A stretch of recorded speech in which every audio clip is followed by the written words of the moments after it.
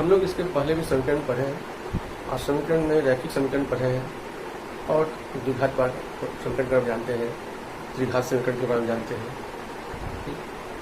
और आज हम द्विघात समीकरण के बारे में विस्तृत रूप से जानेंगे।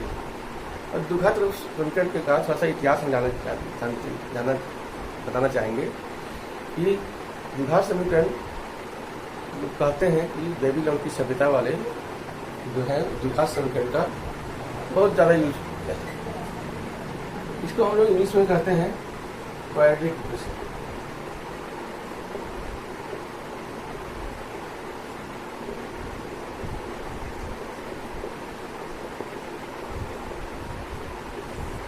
क्वाड्रेटिक इक्वेशन कहते हैं।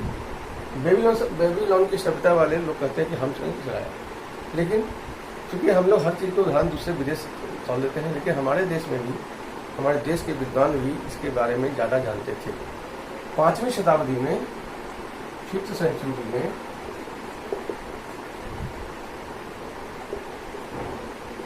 ब्रह्मगुप्त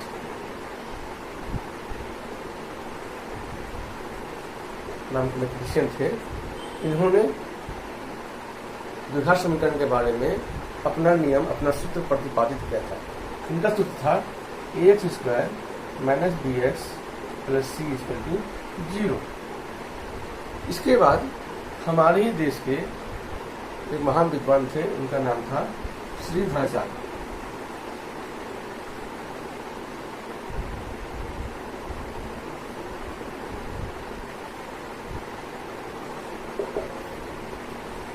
इन्होंने अपना क्वाड्रेटिक इक्वेशन के बारे में, द्विघात समीकरण के बारे में विस्तृत सूत्र का प्रतिपादन किया, जिस सूत्र को आज भी हम लोग उसी सूत्र से मैथ बनाते हैं, उसी सूत्र से उनको यूज करते हैं। ठीक है। और इन्होंने ही एक इसका वैल्यू दिया। और आज जो हम लोग समीकरण के बारे में जो हल की विधि बताते हैं वो इन्हीं का दिया हुआ है। यही श्रीधराचार्य जो थे, इन्हीं के नियम के अनुसार आज भी हम लोग द्विघात समीकरण का निकालते हैं हल।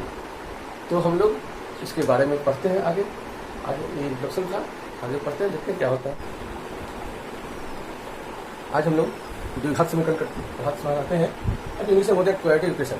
क्वाड्रेटिक इक्वेशन का मतलब होता है कि हिंदी में उसको द्विघात समीकरण बोलते हैं। होता है क्या कि हमने पहले पढ़ा था कि बहुपद के, इसके पहले चैप्टर में बहुपद पढ़ा था।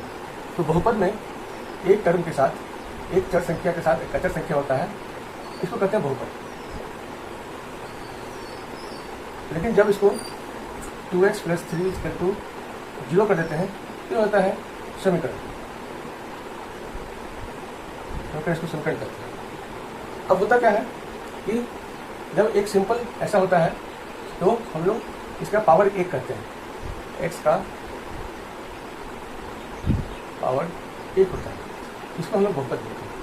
और यदि मान लीजिए कि x का पावर 2 हो जाएगा तो इसको हम लोग बोलेंगे द्विघात समीकरण, क्वाड्रेटिक इक्वेशन। क्वाड्रेटिक इक्वेशन तो कहते हैं जब यहाँ पर x का पावर 2 रहेगा। लेकिन यदि मान लीजिए कि यहाँ x का पावर 3 आ जाएगा तो ये त्रिघात होता है, त्रिघात समीकरण। मतलब क्यूबिक इक्वेशन। और इसको हम लोग बोलते थे क्या, रैखिक समीकरण। रैखिक समीकरण ये क्यूबिक इक्वेशन। हमको पढ़ना है क्या, ये इसको कहते हैं द्विघात।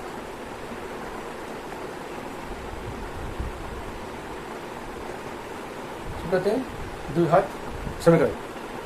तो हम इसमें पहला प्रश्न आता है कि हम द्विघात समीकरण कहते किसे। तो द्विघात समीकरण किसको कहते हैं, इसको समझाने की हमको समझाया। लेकिन अब यहाँ पर है कि यदि कोई टर्म बहुपद में इसका पावर 2 होगा, मतलब डिग्री जो होगा वो 2 होना चाहिए, मैक्सिमम डिग्री 2 होगा, तभी ये कहलाएगा क्वाड्रेटिक इक्वेशन, मतलब द्विघात समीकरण। अब हम लोग द्विघात समीकरण के बारे में हम लोग होता है जान गए। तो इसका पावर चर संख्या का चर जो है उसका पावर होता है 2। जब 2 होगा 2 होगा तब ये कहलाएगा हमको द्विघात समीकरण। अब हम लोग अब जानने की कोशिश करेंगे कि द्विघात समीकरण जो है उसका मानक रूप क्या है। स्टैंडर्ड फॉर्म क्या है? इसका स्टैंडर्ड फॉर्म ये जो है, माने रूट स्टैंडर्ड फॉर्म जो है x square plus b x plus c equal to 0 होता है। जो भी इक्वेशन इस रूल को फॉलो करता है उसको हम लोग कहेंगे कि वो द्विघात समीकरण है, क्वाड्रेटिक इक्वेशन है। यदि मान लीजिए कि यदि कोई ऐसा समीकरण इसको फॉलो नहीं करता है, इसका मतलब कि ये जो है द्विघात समीकरण नहीं। यहाँ पर एक चीज ध्यान देने की बात है, ए बी और सी सभी वास्तविक संख्या होगी। वास्तविक संख्या मतलब रियल नंबर, और ए इज नॉट इक्वल टू 0। ए 0 कभी नहीं होगा, यदि 0 होगा तो द्विघात समीकरण नहीं कहलाएगा। ठीक है, हम इसके बारे में कुछ क्वेश्चन देखते हैं। जैसे मान लीजिए कि x square plus 2x plus 3, यहाँ पर कुछ नहीं है, इसका मतलब यहाँ 1 है, और यहाँ 2 है, यहाँ 3 है, इक्वल टू 0। इसका मतलब हुआ कि 1, 2 या 3 ये तीनों रियल नंबर है, तीनों रियल नंबर है। तो हम लोग इसको द्विघात समीकरण कर सकते हैं। इसका पावर एक्स स्क्वायर है, एक्स है और 3 है। यदि यहाँ पर हम कहते हैं कि x square plus 2x plus 3, क्या ये रियल नंबर, क्या ये द्विघात समीकरण है, क्वाड्रेटिक इक्वेशन है? तो हम लोग बोलेंगे कि नहीं, क्योंकि यहाँ पे ये तो ठीक फॉलो कर रहा है, लेकिन यहाँ पर यदि हम x square plus b x plus c को हम लोग कंपेयर करते हैं, ये तो ठीक है और ये भी ठीक है, लेकिन यहाँ पे ये यहाँ पर एक्स के बदला रूट एक्स हो जाता है। जब रूट एक्स हो जाएगा तो ये यहाँ पर इसको फॉलो नहीं करता है, इसलिए ये जो है हम लोग के नियम को फॉलो नहीं करने का द्विघात समीकरण नहीं है। इसके अलावा यदि देखेंगे x square plus 3 equal to 0, ये क्या हो सकता है? अब देखिए यहाँ पर कोएफिशिएंट कितना है, 8 है, और यहाँ पर एक्स नहीं है, x square plus b x plus c, यहाँ पर एक टर्म तो जाता है और ये टर्म भी जाता है, लेकिन यहाँ बी एक्स का बी इक्वल टू 0 है, यहाँ पर बी इक्वल टू 0 है, इसलिए इसको हम लोग हटा करके इसको हम लोग कर सकते हैं कि हाँ ए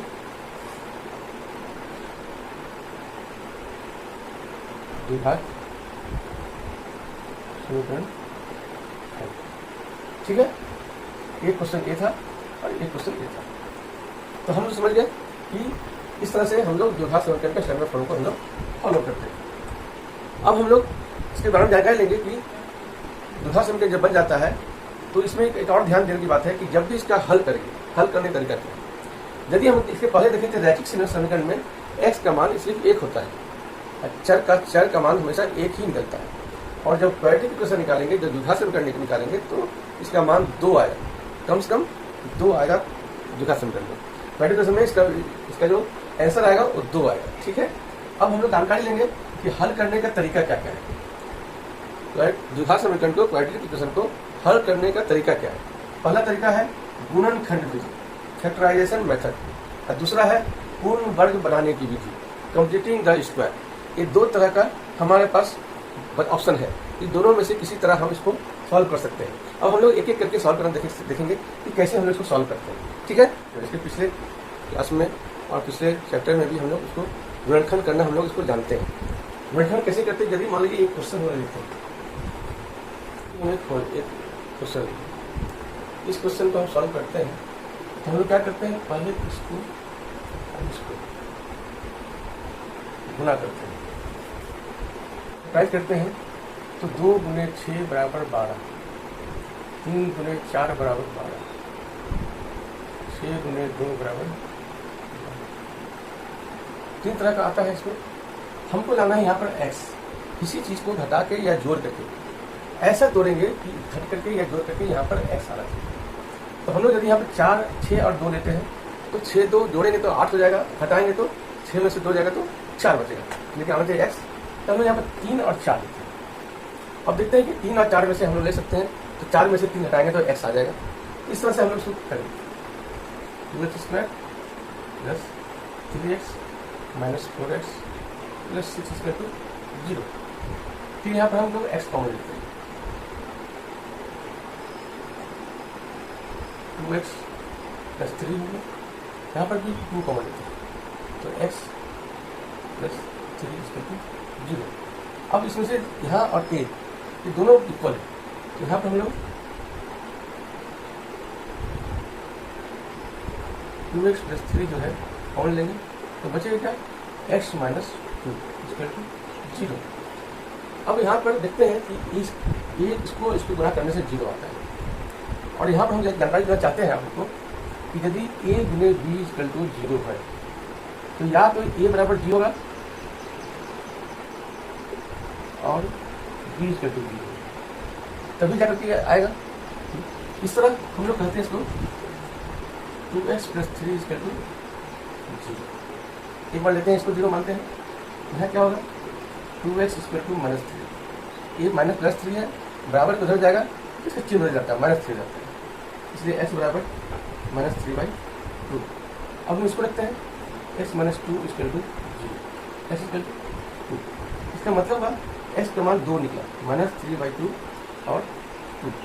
हमने पहले ही बताया था कि जब भी समीकरण द्विघात समीकरण का उत्तर लेंगे तो कम से कम 2 तरह का उत्तर आएगा, ठीक है। अब हम लोग एक अगला क्वेश्चन लेते हैं, तो 5 × 2 10। अब एक 10 का हम लोग जब फैक्टर ऐसे करेंगे, 10 को हम लोग फैक्टर करेंगे तो 10 बराबर क्या होता है 5 गुने 2, एक ही फैक्टर होता है। तो यहाँ पर 5 और 2 को जोड़ते हैं हम लोग तो 7 आ जाता है, घटाने से 3 आ जाएगा, जोड़ने से 7 आ जाएगा।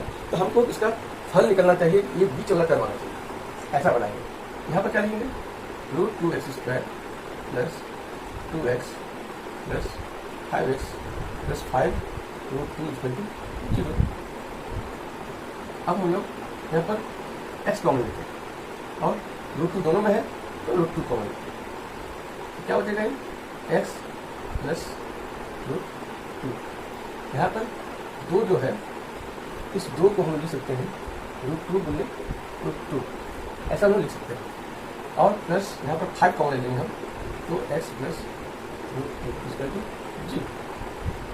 और अब यहाँ पर a और दोनों बराबर है, x प्लस √2 बचा क्या, कॉमन ले लेंगे तो क्या होगा x √2 प्लस 5 इक्वल टू 0। जैसे बताए थे कि यहाँ पर ये दोनों को हम 0 के बराबर कर सकते हैं, इसलिए either x plus √2 equal to 0, x equal to √2 minus √2, यहाँ प्लस था जाकर माइनस हो जाएगा, और यहाँ पर √2x प्लस 5 इक्वल टू 0, तो √2x equal to minus 5, x equal to minus 5/√2। ये x का वैल्यू कितना हो गया -2 और माइनस 5/√2, ये ऐसा। अब आपको समझ में आ गया होगा कि इसका मुख्य होता है कि इसको हम लोग गुणा करके और उसको इस भाग में हम लोग विभक्त करते हैं कि हमको एक चीज आ जाए। एक क्वेश्चन और बना के हम देखते हैं, क्वेश्चन ये दिया हुआ है, तो ये भी क्वेश्चन है। तो पहले हम इसको लाएंगे x² plus bx plus c के फॉर्म में लाएंगे इसको। तो क्या करेंगे, इसको पहले ले आएंगे इधर, इसको डालेंगे इसको, तो क्या होगा 6², इसको इधर ले आएंगे तो क्या होगा -31x प्लस 40 इक्वल टू 0। सुना है। अब ये देखिए कि यहाँ पर x² x और c कांस्टेंट फॉर्म में आ गया, मैंने अब एक द्विघात समीकरण हो गया, क्वाड्रेटिक इक्वेशन हो गया। इसको सॉल्व कैसे करते हैं, ठीक उसी प्रकार हम लोग फिर बनाते हैं इसे, इसको और इसको हम लोग गुणा करते हैं, 6 गुणे 4 बराबर 240। अब ऐसा गुणा करना हमको है, इसको विभक्त करना है कि हमको यहाँ -31 आ जाए। तो पहला विधि क्या है, हम लोग ये तो बनाए हमने, यहाँ पर 10 गुणे 24 बराबर होता है 240, ठीक है। 8 गुणे 30 बराबर होता है 240, 15 गुणे 16 बराबर होता है 240, ठीक है। अब यहाँ पर हम लोग देखते हैं कि 31 किस में आता है। तो 10 और 24 को यदि हम घटाते भी हैं जोड़ते भी हैं तो हमको 31 नहीं आता है। 8 और 30 में यदि हम जोड़ते घटाते भी हैं तो भी हमको 31 नहीं आता है, 31 नहीं आता है। लेकिन यदि 15-16 को यदि हम जोड़ते हैं तो 31 आ जाता है, गुना करने से हमको 240 आ जाता है। तो चूंकि ये दोनों माइनस में, तो दोनों माइनस में करके हम लोग तो निकाल लेंगे, ठीक है। तो क्या होगा 6² minus 15x minus 16x plus 40 equal to 0। अब यहाँ पर हम लोग ले लेते हैं क्या, अब यहाँ देखिए माइनस 15x अब माइनस 16x, दोनों माइनस में जुड़ जाएगा तो माइनस 31x हो जाता है। 31 से समझ में आया। अब हम लोग करते क्या है कि दोनों में कॉमन क्या है, यहाँ पे दोनों में 3x कॉमन है, तो 3x से इसको भाग देंगे तो बचेगा 2x और माइनस 5 बचेगा। यहाँ पर हम लोग भी क्या करते हैं, कॉमन क्या है, तो 8 कॉमन है, ठीक है। तो 8 कॉमन है, यहाँ पर 8 × 16 x, यहाँ पर माइनस हो जाएगा, माइनस क्योंकि कॉमन ले लिए तो होगा -5, ठीक है। अब यहाँ पर 2x - 5 2x - 5 दोनों जगह है, तो हम लोग 2x - 5 को ले लेते हैं कॉमन, बचा क्या 3x - 8 = 0। फिर उसी तरह 2x - 5 = 0, 2x - 5 = 5, यहाँ माइनस था यहाँ प्लस हो जाएगा, x = 5/2 और 3x - 8 = 0, 3x = 8, x = 8/3, x मान कितना हो गया 5/2 और 8/3, 2 बनाया, ठीक है। 3 क्वेश्चन बना करके आपको हम समझा दिए कि 3 क्वेश्चन से हम लोग इसको मतलब गुणनखंड विधि कैसे बनता है, इससे हम लोग निकालते हैं। अब हम लोग दूसरा विधि देखते हैं, ठीक है। तो अब हम लोग लेना चाहते हैं कि दूसरा विधि क्या है, पूर्ण वर्ग बनाने की विधि, कंप्लीटिंग द स्क्वायर मेथड। इसको हम लोग कैसे बनाते हैं, ये विधि क्या है, गुणनखंड विधि तो हम लोग पढ़ लिए। अब इस विधि को हम लोग क्या करते हैं कि यहाँ पे पहले हमको देखना पड़ेगा कि ये चीज क्वाड्रेटिक इक्वेशन है कि नहीं। तो हम लोग देखें यहाँ पर x² + bx + c = 0, यहाँ से ये फॉलो करता है, मतलब ये क्वाड्रेटिक इक्वेशन है। अब इस विधि में क्या करते हैं, जो इसका टर्म है, जो कोफिशिएंट है, उससे भाग देते हैं सबको, ठीक है। तो 2x + 2 - 7x/2 + 3/2 = 0/2, सबको 2 से भाग देते हैं, ठीक है। यहाँ लिख देंगे हम 2 से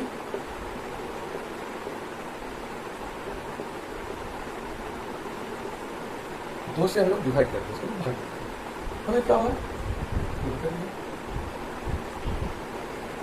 x² - 7/2x + 3/2 = 0 को किसी से भाग देंगे तो 0 ही आता है।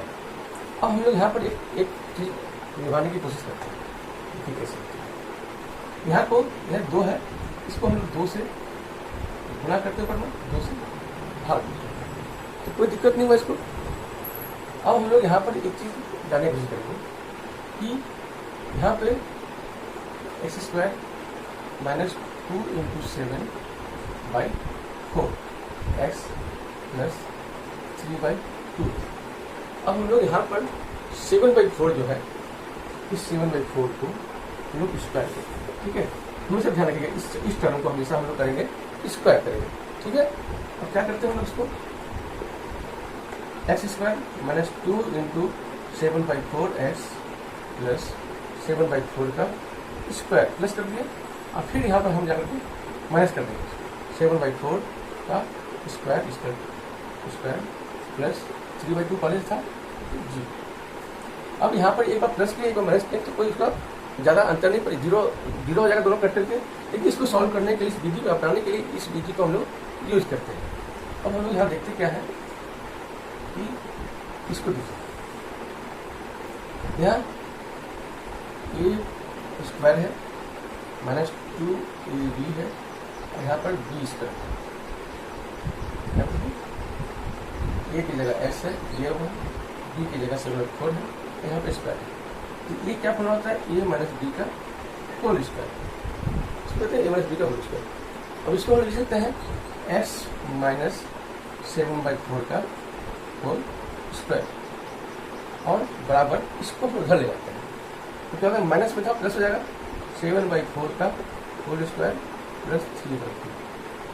इसको हम सॉल्व कर लेते हैं, 49/60 जो यहाँ पर प्लस था, जाके यहाँ पर माइनस जाएगा, ये -3/2 हो गया।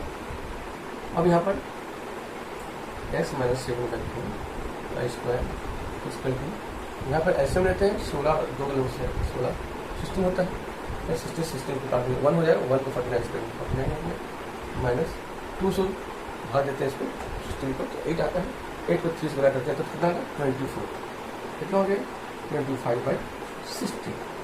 अब हम लोग दोनों तरफ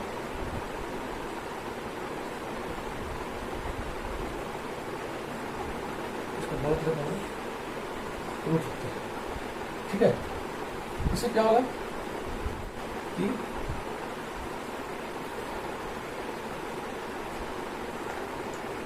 x माइनस 7/4 इक्वल टू 5/4,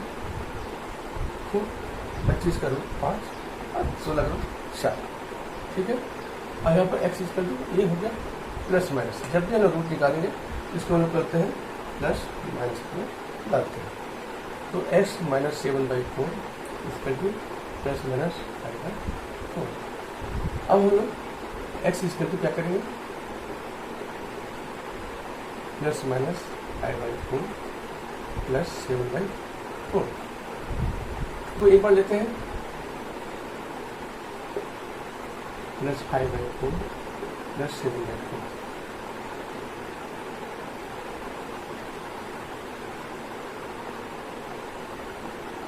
और 12/4 एक बार लेते हैं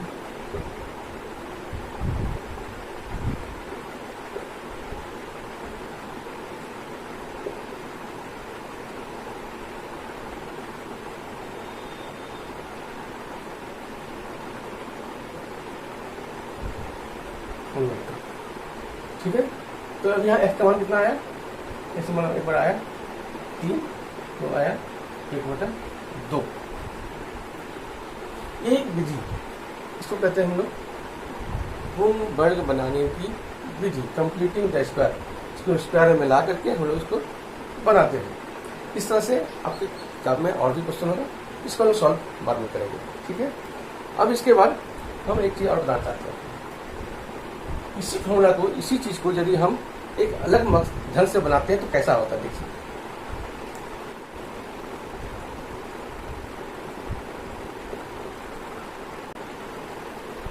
हम लोग इस मानक फॉर्म को ही हम लोग लेते हैं, ठीक है, मानक फॉर्म लेते हैं, ठीक उसी विधि से हम लोग इसको ए से डिवाइड करते हैं,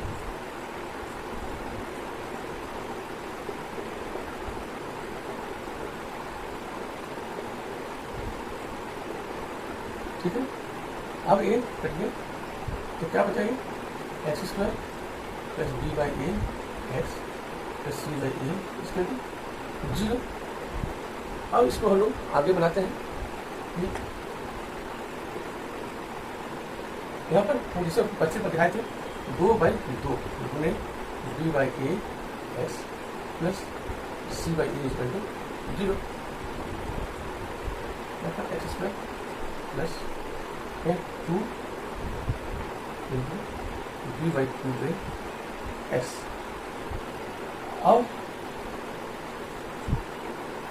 अब जो है इसको हम देखे थे, उस वक्त भी देखे थे, इस चीज को लोग स्क्वायर करके जोड़ते हैं, पता चलता है।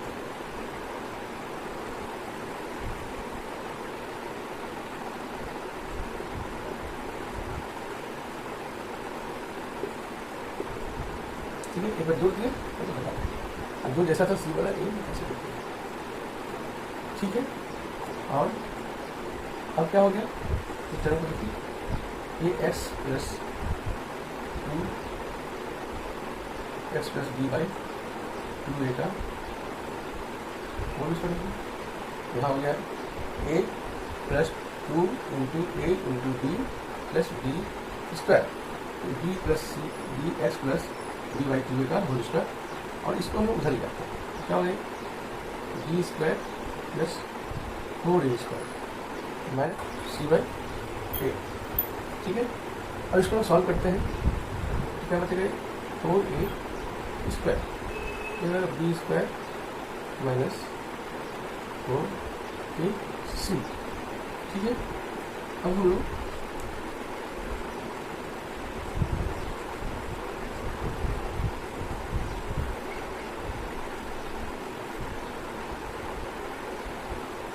इसको अंदर में लेते हैं, ठीक है। तो क्या होगा,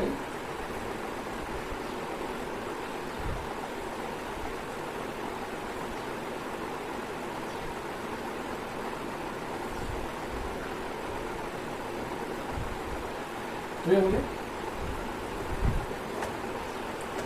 फिर अब x बराबर क्या होगा, ये घिसट जाएगा, तो plus minus plus b by two a था, यहाँ का minus b by two a हो जाएगा, plus minus b square minus 4ac by 2a। इसको हम लोग करेंगे क्या हो रही है, 2a minus b plus minus b square minus 4ac। ठीक है, अब यहाँ s का मान क्या होगा, s का एक मान होगा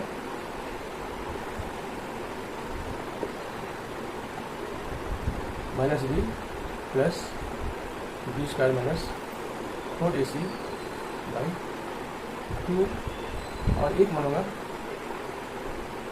minus b square minus 4ac by 2। अब हम लोग इसका जो मान निकला इसको हम लोग रूट बोलते हैं, क्या बोलते हैं, रूट से बोलते हैं। इसको मानते हैं अल्फा, इसको मानते हैं बीटा। एक अल्फा इक्वल टू हो गया ए और बीटा हो गया ए। ठीक है, और ये अल्फा बीटा को अल्फा बीटा और रूट्स का मतलब हो गया हिंदी में बोलते हैं मूल। ठीक है, और इसी को हम लोग बोलते हैं श्री धराचार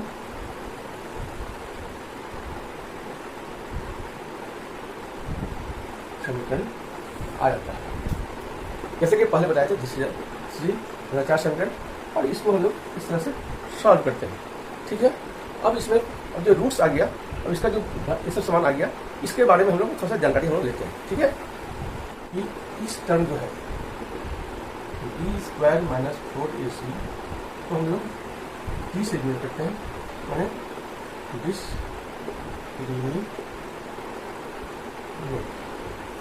इसको हम लोग डी इसका डिस्क्रिमिनेंट है उसको जानते हैं। ठीक है, और इसका बहुत वैल्यू है, इसका बहुत महत्व है। यदि हमको किसी का मूल निकालना है किसी द्विघात समीकरण का, तो इसको इतना निकालने से हमको पता चल जाएगा कि मूल कैसा होगा। अब कैसे बताते हैं, b equal to b square minus 4ac यदि बराबर 0 से कम होगा तो मूल और वास्तविक। ठीक है, यदि बी स्क्वायर 4ac 0 हो, यदि ये 0 होगा तब क्या होगा, दोनों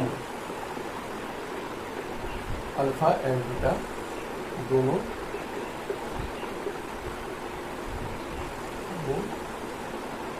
बराबर और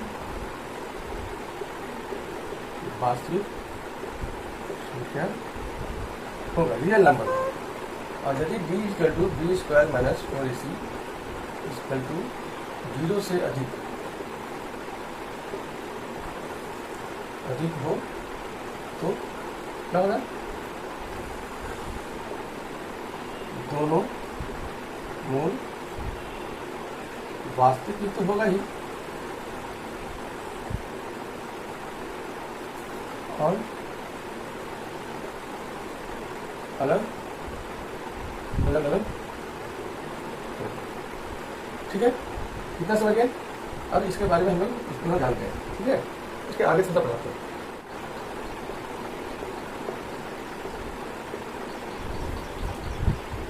अब हम लोग इस इक्वेशन इस समीकरण से कुछ और जानकारी लेना देखते हैं कैसे होता है।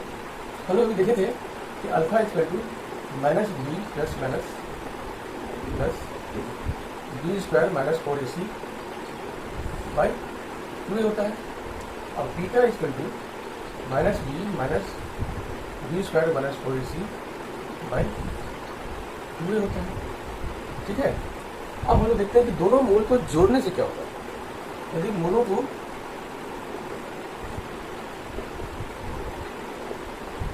जोड़ते हैं तो क्या होगा, alpha plus beta minus b plus b square minus 4ac by 2a plus minus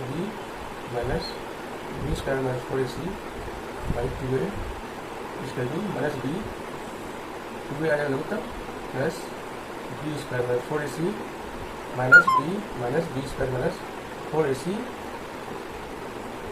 ये आगे कट गया माइनस 2b बाई 2a ये कट गया तो माइनस b बाई इससे निकाल सकते हैं गुणों का जोड़ माइनस b बाई, ठीक है। अब गुना करके देखते हैं गुणों का गुणनफल।